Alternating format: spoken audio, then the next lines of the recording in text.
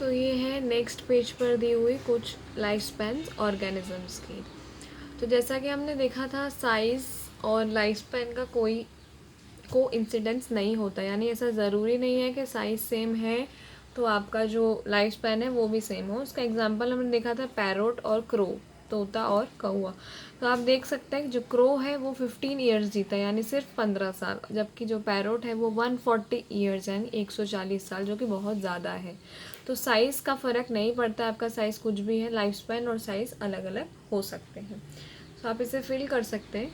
Elephant 65 से 90 years जीता है, रोज़ 5 to 7 years, dog 20 to 30 years, butterfly 1 to 2 weeks, सिर्फ कुछ ही हफ्ते जीती है, क्रो 15 ईयर्स, पैरट 140 ईयर्स, ये है बनाना tree 20 to 25 years, cow 15 to 25 years, crocodile 60 years, horse 62 years, fruit fly 20 to 30 days, banyan tree 200 to 300 days. अब आप यही देखिए, जो हमने बनाना ट्री देखा ऊपर वो 20 से 25 साल जी रहा है, जबकि बैनियन ट्री है 200 से 300 साल तक रहता है। Tortoise 100 to 150 years. अब आप देखो, टॉर्टोइज जो होता है वो बहुत छोटा होता है, फिर भी कितने साल जी रहा है, 100 to 150 ईयर्स। और राइस प्लांट्स 3 to 4 मंथ्स। सो ये कुछ ऑर्गेनिज्म का लाइफ स्पान था जो हमने देखा। अब हम आगे चलेंगे इसी में और रिप्रोडक्शन के बारे में आगे पढ़ेंगे कि रिप्रोडक्शन होता क्या है। तो हम आगे देखें रिप्रोडक्शन है क्या। Reproduction is defined as biological process. सबसे पहले तो ये बायोलॉजिकल प्रोसेस है क्योंकि इसमें हम इन्वॉल्व हैं, लिविंग ऑर्गेनिजम्स इन्वॉल्व हैं, in which an organism give rise to young ones similar to itself. यानी कि इस प्रोसेस में जो ऑर्गेनिज्म होता है वो अपने जैसे सेम दिखने वाले यंग वन यानी ऑर्गेनिज्म को जन्म देता है। The offspring grow mature and in turn produce new offspring. यानी कि जो भी जन्म लेता है वो अपने आप ग्रो करता है, मैच्योर होता है यानी बड़ा होता है, और इन टर्न फिर वो भी नए ऑफस्प्रिंग बनाता है।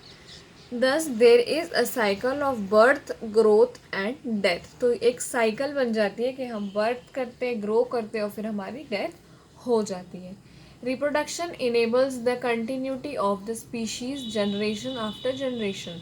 तो रिप्रोडक्शन से हमें क्या मिलता है? रिप्रोडक्शन से हमें मिलता है कि हमारे मरने के बाद भी हमारे ऑफस्प्रिंग बचेंगे, हमारे ऑफस्प्रिंग के बाद उनके ऑफस्प्रिंग बचेंगे, यानी जो जनरेशन टू जनरेशन है एक कंटिन्यूटी चलती रहती है। जैसे हमारी फैमिली में होता है, हमारे पूर्वज होते हैं, फिर हमारे और दादा दादी आते हैं, फिर हमारे पापा मम्मी आते हैं, फिर हम आते हैं, ऐसे करके जनरेशन टू जनरेशन हमारी स्पीशीज़ की कंटिन्यूटी किस वजह से बढ़ती है? क्योंकि हम लगातार रिप्रोड्यूस करते रहते हैं। You will study letter in chapter 5, जो हम चैप्टर 5 पढ़ेंगे, principles of inheritance and variations, genetics के बारे में है वो चैप्टर। तो हम देखेंगे कि रिप्रोडक्शन में जेनेटिक वेरिएशन और इनहेरिटेंस कैसे क्रिएट होता है। ठीक है, तो आगे यहाँ साइड में लिख सकते हैं लाइफ साइकिल ऑफ ह्यूमन कैसी होती है। फर्स्ट बर्थ होता है, फिर ग्रोथ होता है, फिर डेथ हो जाती है। ये फर्स्ट स्टेज, सेकेंड स्टेज और थर्ड स्टेज होती है। There is large diversity in the biological world and each organism has evolved its own mechanism to multiply and produce offspring. यानी कि बहुत बड़ी डाइवर्सिटी है हमारे बायोलॉजिकल वर्ल्ड में, यानी बहुत विभिन्नता है, बहुत अलग अलग तरीके के जानवर हैं, प्लांट्स हैं, सब हैं। सो हर ऑर्गेनिज्म ने अपना खुद का एक मैकेनिज्म बनाया है कि वो किस तरीके से रिप्रोड्यूस या मल्टीप्लाई करेगा और ऑफस्प्रिंग बनाएगा। फॉर एग्जाम्पल अगर मैं आपको बताऊँ कि कुछ आप देखो, चिड़िया होती है वो अंडे देती हैं, ह्यूमन बींग्स होते हैं वो डायरेक्ट बर्थ देते हैं। तो इसी तरीके से हर ऑर्गेनिज्म का अपना एक मैकेनिज्म है मल्टीप्लाई करके ऑफस्प्रिंग्स बनाने का। The organism's habitat, its internal physiology and several other factors are collectively responsible for how it reproduces. तो क्या फैक्टर्स हैं इसके पीछे कि कैसे रिप्रोड्यूस करेगा वो? एक तो ऑर्गेनिज्म का हैबिटेट, यानी कि ऑर्गेनिज्म कहाँ रहता है, किस तरीके के वातावरण में रहता है। दूसरा, उसकी अंदर से फिजियोलॉजी क्या है, उसकी बॉडी की नीड्स क्या है, डिमांड्स क्या है, बॉडी की फंक्शनिंग कैसी है, और कुछ अदर फैक्टर्स होते हैं जो कलेक्टिवली यानी एक साथ रिस्पॉन्सिबल होते हैं कि जो ऑर्गेनिज्म है वो कैसे रिप्रोड्यूस करेगा।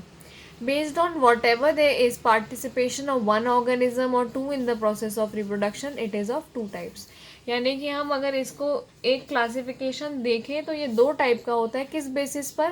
कि एक ही ऑर्गेनिज्म इन्वॉल्व है इस प्रोसेस में रिप्रोडक्शन के, या दो इन्वॉल्व हैं. When offsprings are produced by a single parent with or without the involvement of gamete formation, the reproduction is asexual.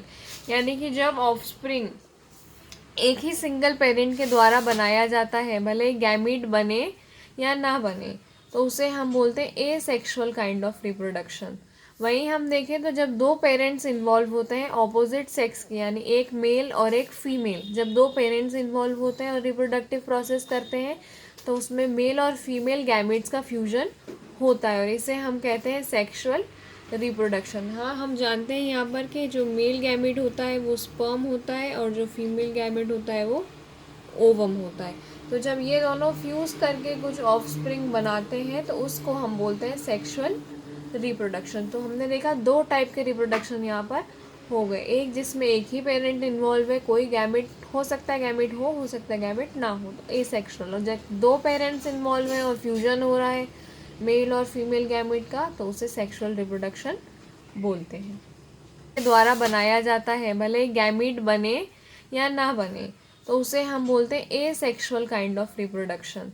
वहीं हम देखें तो जब दो पेरेंट्स इन्वॉल्व होते हैं ऑपोजिट सेक्स के, यानी एक मेल और एक फीमेल, जब दो पेरेंट्स इन्वॉल्व होते हैं और रिप्रोडक्टिव प्रोसेस करते हैं, तो उसमें मेल और फीमेल गैमेट्स का फ्यूजन होता है, और इसे हम कहते हैं सेक्सुअल रिप्रोडक्शन. हाँ, हम जानते हैं यहाँ पर कि जो मेल गैमेट होता है वो स्पर्म होता है, और जो फीमेल गैमेट होता है वो ओवम होता है.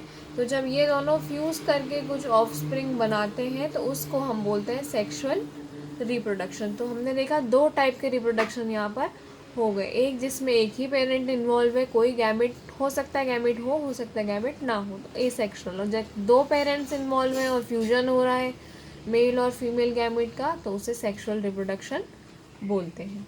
बचेंगे, यानी जो जनरेशन टू जनरेशन है, एक कंटिन्यूटी चलती रहती है. जैसे हमारी फैमिली में होता है, हमारे पूर्वज होते हैं, फिर हमारे और दादा दादी आते हैं, फिर हमारे पापा मम्मी आते हैं, फिर हम आते हैं. ऐसे करके जनरेशन टू जनरेशन हमारी स्पीशीज़ की कंटिन्यूटी किस वजह से बढ़ती है? क्योंकि हम लगातार रिप्रोड्यूस करते रहते हैं. You will study letter in chapter 5, जो हम चैप्टर 5 पढ़ेंगे, principles of inheritance and variations, genetics के बारे में है वो चैप्टर. तो हम देखेंगे कि रिप्रोडक्शन में जेनेटिक वेरिएशन और इनहेरिटेंस कैसे क्रिएट होता है. ठीक है, तो आगे यहाँ साइड में लिख सकते हैं लाइफ साइकिल ऑफ ह्यूमन कैसी होती है. फर्स्ट बर्थ होता है, फिर ग्रोथ होता है, फिर डेथ हो जाती है. ये फर्स्ट स्टेज, सेकेंड स्टेज और थर्ड स्टेज होती है. There is large diversity in the biological world, and each organism has evolved its own mechanism to multiply and produce offspring. यानी कि बहुत बड़ी डाइवर्सिटी है हमारे बायोलॉजिकल वर्ल्ड में, यानी बहुत विभिन्नता है, बहुत अलग अलग तरीके के जानवर हैं, प्लांट्स हैं, सब है. सो हर ऑर्गेनिज्म ने अपना खुद का एक मैकेनिज्म बनाया है कि वो किस तरीके से रिप्रोड्यूस या मल्टीप्लाई करेगा और ऑफस्प्रिंग बनाएगा.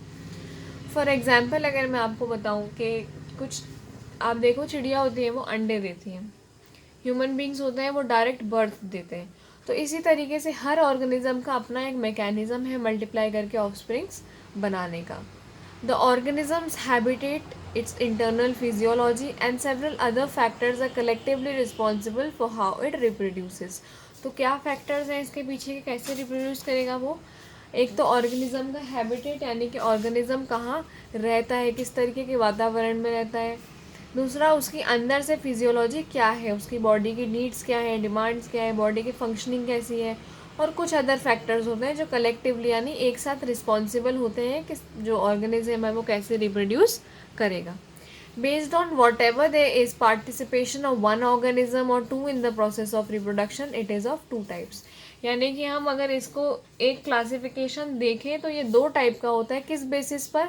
कि एक ही ऑर्गेनिज्म इन्वॉल्व है इस प्रोसेस में रिप्रोडक्शन के, या दो इन्वॉल्व हैं. When offsprings are produced by a single parent with or without the involvement of gamete formation, the reproduction is asexual. यानी कि जब ऑफस्प्रिंग एक ही सिंगल पेरेंट के द्वारा बनाया जाता है, भले गैमीट बने या ना बने तो उसे हम बोलते हैं एसेक्सुअल काइंड ऑफ रिप्रोडक्शन। वहीं हम देखें तो जब दो पेरेंट्स इन्वॉल्व होते हैं ऑपोजिट सेक्स के, यानी एक मेल और एक फीमेल,